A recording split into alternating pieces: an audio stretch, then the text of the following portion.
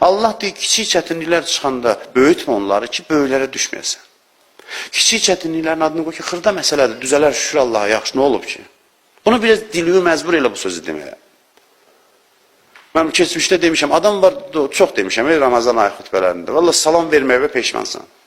Deyəcəm ki, kaş mən buna salam verməzdim, ağzını açır şikayətlə, bir tər yaşayırıq da, adı yaşamaqdırsa bunun nəyər, filan şey, həyat belədir, filandır. Adam deyir ki, mən qələt elədim, sənə salam verdim. Kaş mən səndən, çünki o yoluxdurur adamda. Dilə çevrəvizdə elə adamlarla oturun və yaxud da bir pozitiv insanlar olsun. O mənada yox ki, problemlərə təslim, aciz adam, şükür Allah'a, o mənada yox, problemlərlə mübarizə aparan, onları həll eləyən, eyni zamanda təbii qəbul eləyən. Bəli, mən bir sıra problemlərimi həll eləyəcəm, növbətlər gələcək. Və bir daha deyirəm, bunun ictimai, sosial tərəfi ilə işim yoxdur. Bəzən elə şeylər var ki, onlar ictimai hansısa proseslərlə həll olunmalıdır. İnsanlar da hansısa vətəndaş mövqeyi ortaya qoymalıdır. Onlar öz yerində, bunun mənəvi tərəfindən danışıram. Çünki insanın yanaşmaları çox önəmlidir.